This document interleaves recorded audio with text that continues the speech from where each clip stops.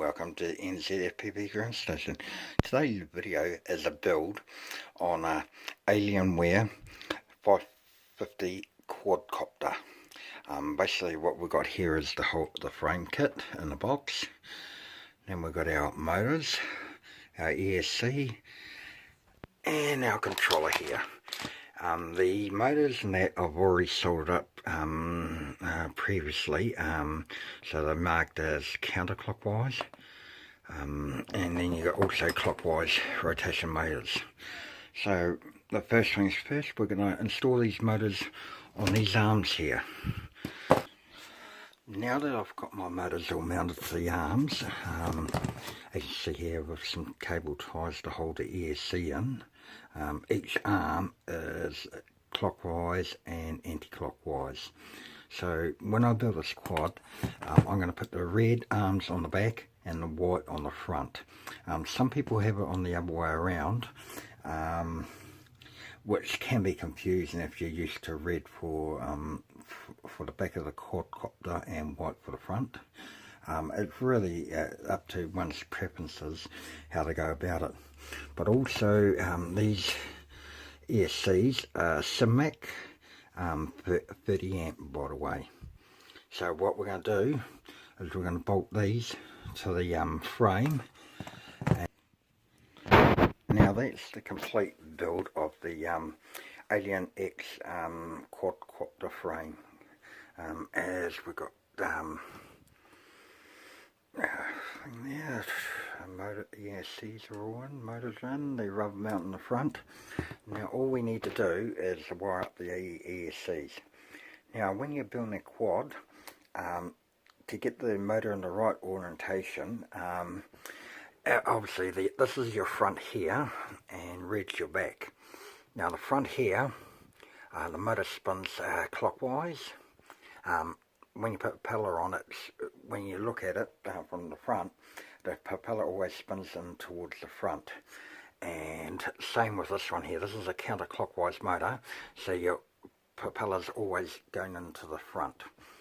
And in the rear, this is your clockwise motor, and this is your counterclockwise motor.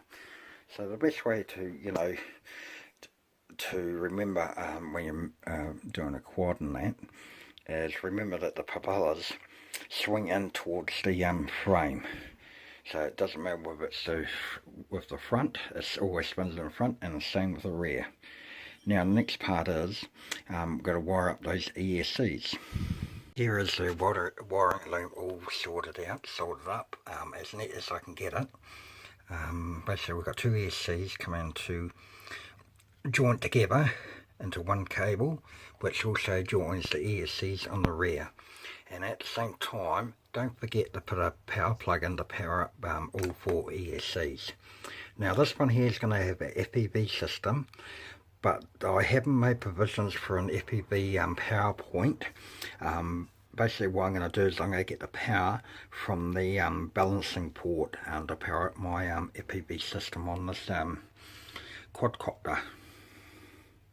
And now we're going to install the flight controller, and then wiggle those wires into the right ports, and then we'll add our receiver. The process so far is I mounted a video camera on front, which is a copy of the GoPro, but the resolution is not that high, but it will do for a flight.